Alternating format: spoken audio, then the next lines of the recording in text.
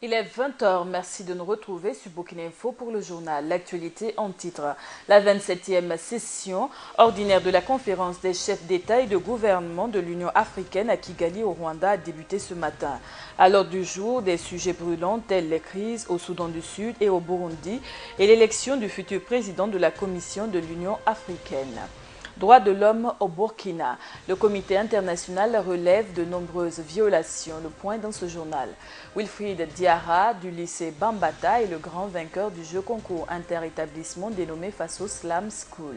De plus amples détails de sa victoire dans ce journal. Bonsoir et bienvenue. Depuis ce matin se tiennent les travaux de la 27e session ordinaire de la conférence des chefs d'État et de gouvernement de l'Union africaine à Kigali au Rwanda.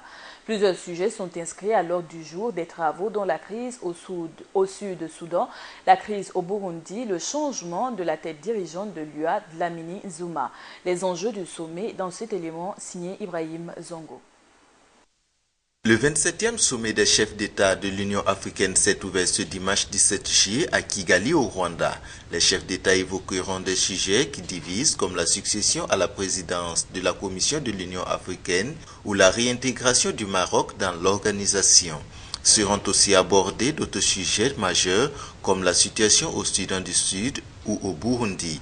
Le Burundi a d'ailleurs décidé de quitter le sommet de l'Union africaine.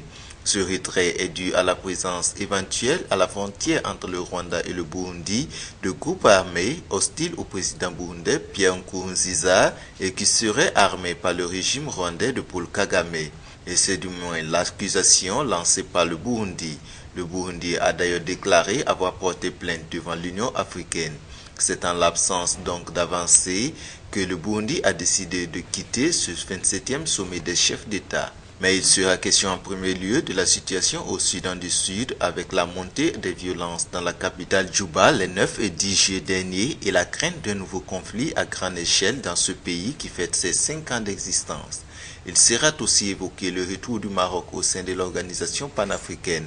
Il est le seul pays du continent à ne pas appartenir à l'Union africaine après avoir claqué la porte de l'organisation en 1984 sur la question du Sahara occidental. Les dirigeants africains pourraient également mettre fin à l'incertitude pesant sur la succession de la présidente de la commission de l'UA, la sud-africaine Nkosazana Dlamini Zuma, dont le mandat de 4 ans se termine et qui ne souhaite pas se présenter de nouveau. Plusieurs États membres jugeant que les 3 candidats à sa succession manquent d'envergure demandent un report du scrutin. La question d'un éventuel retrait des pays africains membres de la Cour pénale internationale devrait également être discutée.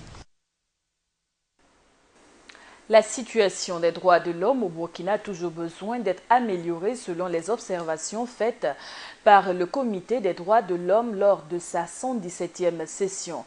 En effet, la situation des droits de l'homme est ternie par, entre autres, la peine de mort qui n'a toujours pas été abolie, le travail des enfants mineurs dans les carrières minières et l'apparition de milices d'autodéfense appelées Kogluwego. Cheikh Omar Bandaogo. La situation des droits de l'homme au Burkina, même si elle n'est pas des pires, aurait besoin d'être améliorée selon les observations du Comité des droits de l'homme lors de sa 117e session. Ainsi, sur la peine de mort, il loue le moratoire officiel sur les exécutions appliquées par le Burkina depuis 2007 et l'absence d'exécution depuis 1988, une appréciation partielle du fait que des condamnations à mort soient encore prononcées. Autre insuffisance constatée, l'augmentation du sentiment d'insécurité et la défiance envers la justice et partant la vindicte populaire et le lynchage de personnes soupçonnées d'infractions débouchant sur l'apparition de milices d'autodéfense, notamment les Kogluwego. Le comité s'inquiète donc de l'intention de l'État de réorganiser les structures communautaires de sécurité, d'y intégrer les milices d'autodéfense, de les former et de les encadrer. Le comité s'est dit préoccupé par un certain nombre de violations des droits de l'homme commises par l'armée, y compris le régiment de sécurité présidentielle, la gendarmerie, la garde pénitentiaire lors de troubles politiques et sociaux des dernières années. En particulier, l'usage excessif et disproportionné de la force ayant entraîné des dommages corporels et des morts et les entraves à des rassemblements pacifiques. Il note par ailleurs avec préoccupation les informations selon lesquelles certains organes de presse, journalistes, figures d'opposition et défenseurs des droits de l'homme ont fait l'objet de menaces, d'actes d'harcèlement et d'intimidation et des restrictions excessives à la liberté d'expression imposées par le Conseil supérieur de la communication durant la période de transition. Le comité souligne des cas de torture et de mauvais traitements infligés, notamment au service régional de la police judiciaire de Wemtenga. Le comité relève en outre les conditions de détention inadéquates dans la quasi-totalité des établissements pénitentiaires du Burkina Faso. Il déplore le taux très élevé de la surpopulation carcérale, le pourcentage élevé des personnes en détention préventive, les conditions sanitaires insatisfaisantes, les soins médicaux inadéquats et la mauvaise qualité de l'alimentation servie aux détenus. Le comité s'est enfin dit préoccupé par le fait qu'en raison de la surpopulation carcérale, la séparation des détenus n'est pas respectée entre prévenus et condamnés. Il regrette l'absence d'un mécanisme adéquat chargé de recevoir les plaintes des détenus. Il faut le dire, ces observations ont été faites sur la base du rapport soumis par la partie burkinabé à cette session. On constate ces dernières années des polémiques nées de certaines décisions prises par la Cour pénale internationale. En cette journée mondiale de la justice internationale, Maître Guy Hervé Kam plaide pour le renforcement des juridictions africaines afin que les chefs d'État africains auteurs de crimes soient jugés dans leur pays. Samba Kassile Traoré. Le respect des droits de l'homme par la justice internationale est une réalité. C'est du moins ce qu'a fait Maître Guy Hervé Kam en cette journée mondiale de la justice internationale. Aujourd'hui, la justice internationale s'est imposée, s'est instituée comme un élément essentiel du respect des droits de l'homme à l'échelle internationale. Et de ce point de vue-là, on peut dire que depuis Nuremberg à la Cour pénale internationale, en passant bien entendu par le tribunal pénal international, on peut penser raisonnablement que le respect des droits de l'homme, la protection des droits de l'homme par la justice internationale est une réalité. Aujourd'hui, il y a beaucoup de critiques sur la justice internationale, notamment la Cour pénale internationale, tendant à dire que celle-ci est une justice créée pour juger les présidents africains. Sur le sujet, Maître Guy Hervé Kam se veut plus clair.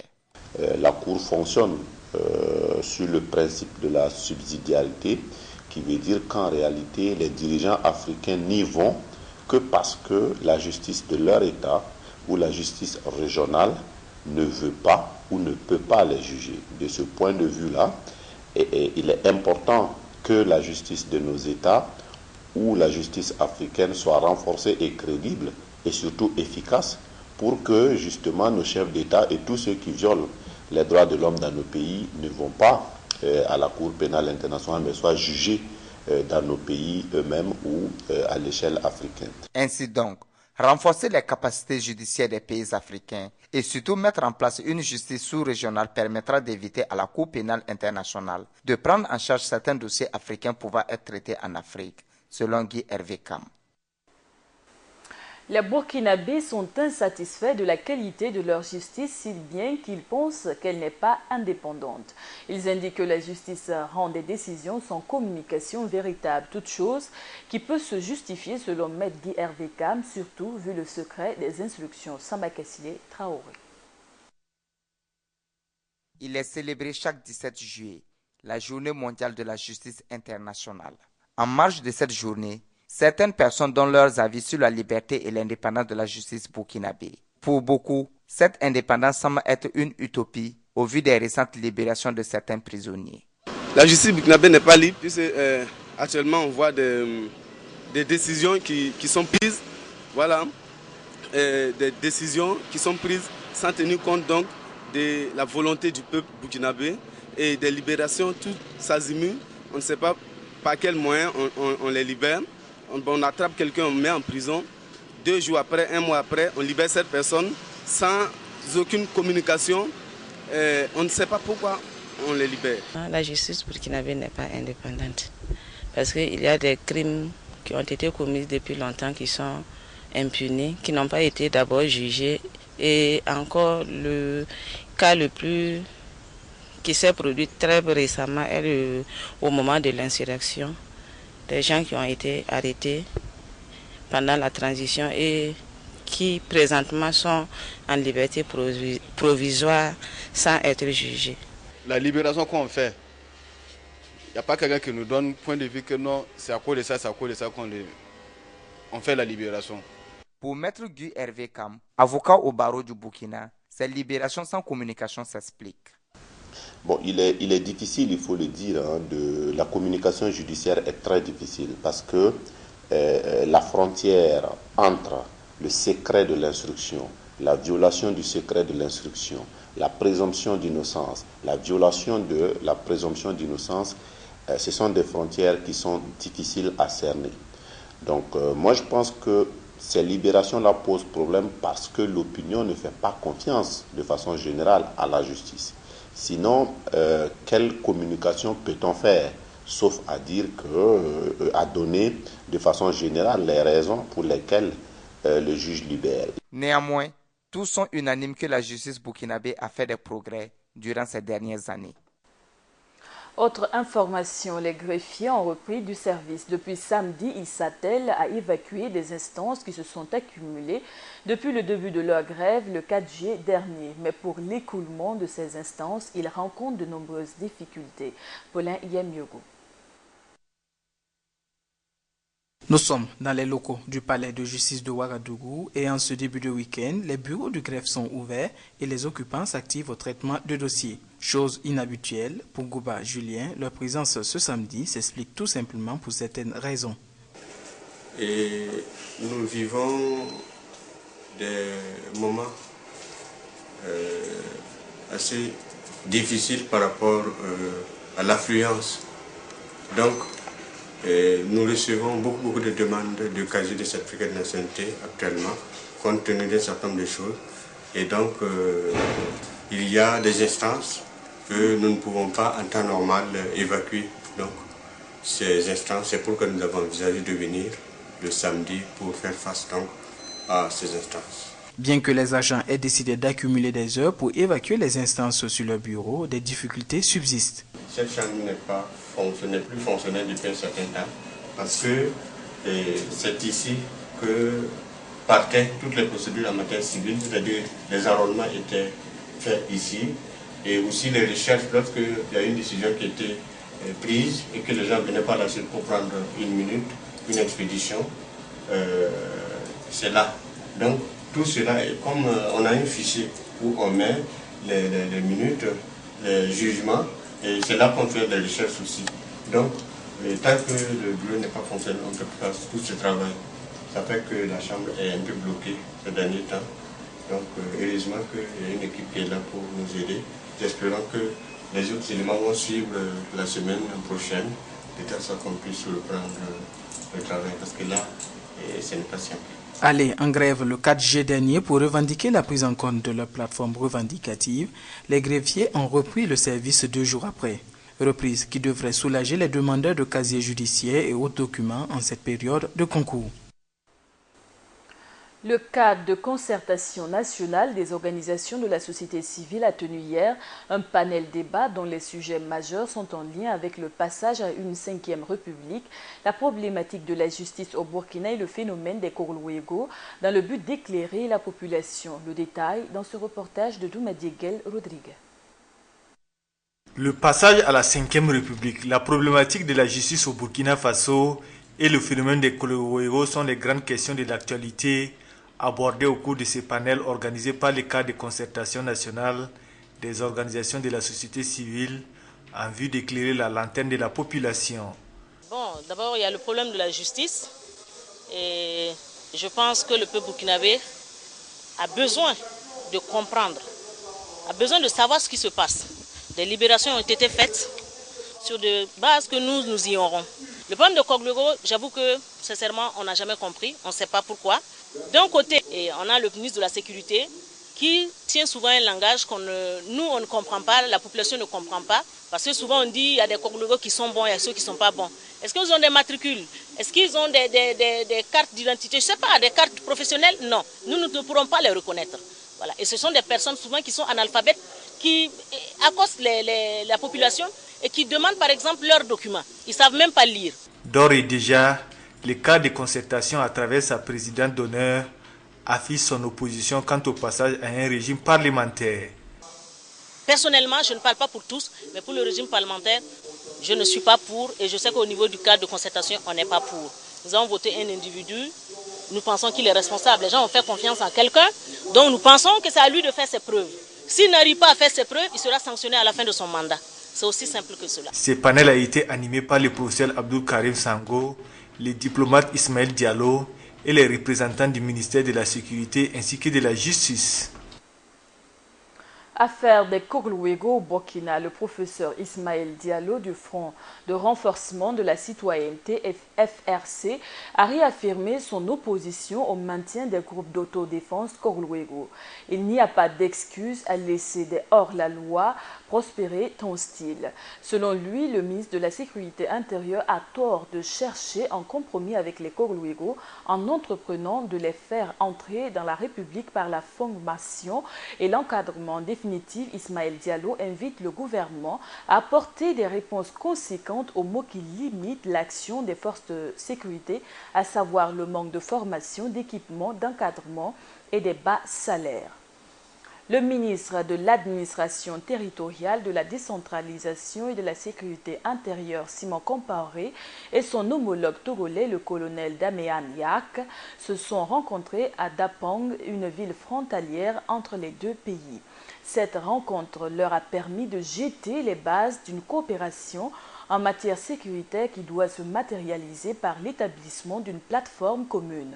Les travaux ont été sanctionnés par un mémorandum d'entente entre les deux parties qui définit le cadre des relations de coopération. Parlons à présent de santé. Pour préserver la santé des populations du paludisme, la directrice régionale de l'OMS a préconisé différentes mesures dont les interventions clés, le diagnostic de traitement précoce, le contrôle du vecteur du paludisme. Pour le cas précis du virus Zika, l'OMS souhaite une amélioration de la surveillance. Doumadié Guel Rodrigue.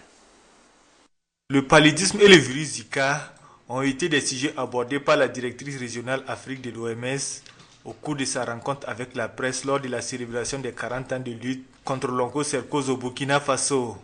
Consciente des ravages qu'occasionne cette maladie à travers le monde, l'Organisation mondiale de la santé a adopté 3 stratégies pour freiner sa progression. L'OMS a développé le guide technique sur les interventions clés qui peuvent donner des résultats. D'abord, j'étais très contente de savoir que le ministère organise une grande campagne de distribution de moustiquaires imprégnés. Voilà une des interventions clés que l'OMS propose au pays. Nous proposons aussi le diagnostic et traitement précoce. Nous avons établi le guide et mobilisé, ou défini des guides, et mobiliser que chaque personne qui a la fièvre, dans le passé, si vous avez la fièvre, ça veut dire que c'est le palud. Et vous êtes traité, sauf vérifier ça par une dépistage. La troisième, c'est le contrôle du vecteur, des moustiques qui transmettent cette maladie. Pour ce qui est de la maladie à virus Zika, l'OMS recommande 2 options aux différents pays. Il s'agit de l'amélioration de la surveillance de la maladie et la protection de la population contre les piqûres des moustiques. Ce que nous proposons au pays, c'est d'abord d'améliorer leur surveillance pour qu'ils soient informés, ils s'informent très tôt s'il y a le cas, la transmission de Zika. Et de protéger la population contre la piqûre de moustiques, parce que le Zika aussi est transmis par un moustique. Donc ça veut dire qu'il faut aussi éviter que ces moustiques-là, là où ils peuvent se reproduire, comme des petits collègues de l'eau, à l'intérieur des maisons ou bien à l'extérieur. Le paludisme et le virus Zika sont 2 maladies communes à l'Afrique. Le premier est transmis par la piqûre de l'anophèle femelle et le deuxième par le moustique Aedes et les rapports sexuels. Au vu des différents actes d'incivisme constatés dans les différents établissements scolaires, le ministre des Infrastructures, Éric Bougouma, parrain du concours de l'excellence des écoles primaires célébrées à Zignaré, chef-lieu de la région du Plateau central, a déclaré que seul le respect des enseignants permet d'apprendre et de réussir dans la vie. Ibrahim Zongo. L'excellence en milieu scolaire a été célébrée dans le Plateau central samedi 16 juillet dernier. Une cérémonie qui a récompensé les élèves du plateau central qui se sont distingués par leur travail, mais aussi par leur comportement. Mais plus qu'une simple cérémonie de distinction, l'occasion a été mise à profit pour mener une sensibilisation au civisme, au moment où l'incivisme devient de plus en plus la gangrène du système scolaire burkinabé. Et c'est le ministre des Infrastructures lui-même qui est monté au créneau. Je voudrais vous parler très simplement. Quand j'étais écolier, je respectais avant tout mon père et ma mère.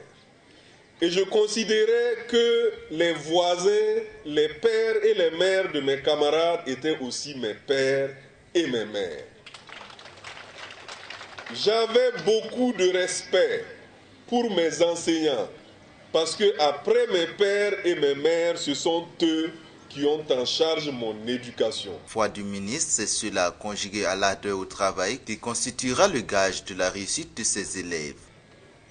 Si je suis ministre aujourd'hui, je n'ai pas passé un concours, vous le savez tous. C'est quelqu'un, quelque part, qui a décidé de me confier cette tâche.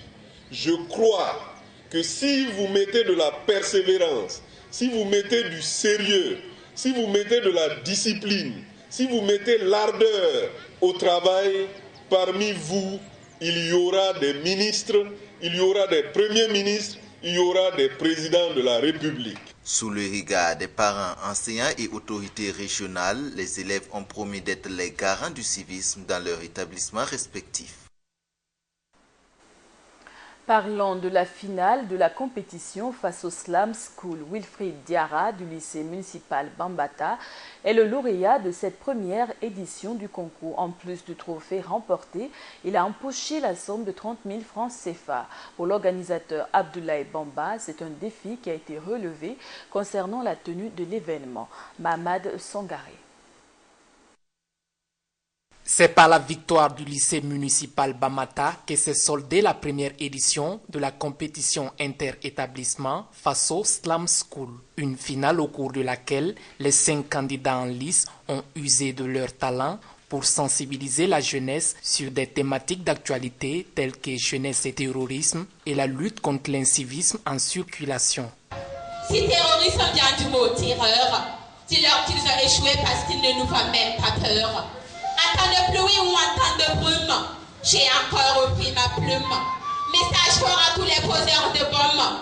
Dis-leur que mon combat est engagé jusqu'à la tombe. En sortant de chez soi, en quittant nos familles, on risque de passer d'un au revoir à un adieu. J'ai entendu toutes ces femmes hurler au chevet de leurs fils, couchés à même le sol et qui baignaient dans leur sang. Un trophée, une attestation et une enveloppe financière de 30 000 francs CFA, telle est la composition du prix de Wilfried Diarra, le tout premier lauréat de cette nouvelle compétition de slam. Ce premier trophée, je l'ai dédié à mes parents, à mes frères et soeurs, mes amis, mes camarades de classe. Tout le monde. Oh, la préparation, c'était pas facile parce que j'ai dû même abandonner certaines choses pour pouvoir participer à cette finale. Pour les promoteurs, les objectifs visés à travers l'organisation de ce jeu concours sont atteints. Tout simplement dire que ça a été un essai que nous avons tenté parce qu'on a constaté qu'il y avait un vide pendant l'année scolaire. On a voulu combler ce vide à notre manière. Et Dieu a fait qu'aujourd'hui, on ne parle pas de ce qu'il y a eu comme difficulté, mais plutôt d'acquis. Parce qu'aujourd'hui, voir ce beau monde-là venir comme ça, en pleine vacances, et pour l'apothéose d'une manifestation d'être faite pendant l'année scolaire, pendant 5 mois, c'est vraiment une joie pour nous. C'est vraiment pour nous une victoire parce que, comme on le dit, alors aller de rien et réaliser quelque chose, c'est important. Pour la deuxième édition de la compétition, Abdoulaye Bamba et son équipe entendent associer des établissements scolaires de la ville de Bobo-Dioulasso à la tenue de Faso Slam School. La deuxième édition des RIPO, rencontre internationale de la peinture de Ouagadougou, prendra fin le 22 juillet prochain. Avant la fin de la rencontre, les amoureux d'art contemporain auront le loisir de contempler les œuvres exposées. Douma Diegel Rodrigue. Après la première édition de la rencontre internationale de peinture de Ouagadougou RIPO 2006, c'est ce samedi qu'elle organise sa deuxième édition sous le thème Contribution de l'art contemporain face au questionnement des équilibres mondiaux. Pour l'initiatrice de l'événement, la reprise des RIPO est importante. c'est d'avoir un cadre d'échange, de renforcement de capacité, de brassage de culture et d'ouverture à d'autres artistes. L'ambassadeur du Royaume du Maroc au Burkina Faso, parrain de cette cérémonie, n'a pas manqué d'exprimer sa satisfaction suite à cette reprise des ripos. Je suis également content de voir les ripos reprendre vie et la traction que cet événement a provoqué. Je voudrais également qu'il puisse devenir, avec le temps, un rendez-vous important pour la scène artistique africaine, qu'il devienne le FESPACO de la peinture ou le STIAO de la peinture, dans ce sens qu'il soit un rendez-vous continental incontournable. Venus des 4 coins du monde, ces artistes ont assisté à la 2e édition des RIPO, cadre d'échange, de promotion d'artistes plasticiens amateurs et professionnels. Pour le représentant du ministre de la Culture, des Arts et du Tourisme, l'initiative est bien appréciée. Je crois que c'est une belle exposition que nous avons découverte ce soir. 16 pays avec des artistes venus de tout le monde entier. Alors on pourrait dire, quand on regarde l'ensemble de ces œuvres, on constate que c'est véritablement un bouillon de peinture qui est en train de s'élever comme une sorte de cratère ou de lave qui va couler ensuite, parce que c'est une lave qui va apporter la paix. Les RIPO 2016 regroupent une 50aine de professionnels venus d'Afrique, d'Amérique, d'Europe, du Moyen-Orient et du Burkina Faso. Hors de Chenot, au Gabon, la société civile dénonce la détérioration du climat général à quelques semaines de la présidentielle du 27 août. Sur décision du parquet de Libreville datant du vendredi 15 juillet, 24 personnes ont été incarcérées. Parmi elles se trouvent des leaders syndicaux qui avaient été arrêtés le samedi 11 juillet lors de la dispersion d'un rassemblement de l'opposition. Selon le porte-parole du gouvernement, ce sont des casseurs qui ont été arrêtés. Le ménage continue au lendemain de la tentative de coup d'État en Turquie. Le gouvernement a annoncé ce dimanche la mise en garde à vue de 6000 personnes, dont des généraux, des juges, des procureurs ou encore des soldats. 2 généraux qui commandaient le 2e et le 3e corps de l'armée font partie. Et c'est avec cette information que prend fin le journal de 20h sur la chaîne Burkina Info. À tous ceux qui l'ont suivi dans le monde et partout ailleurs dans les 45 provinces du Burkina, excellente suite des programmes.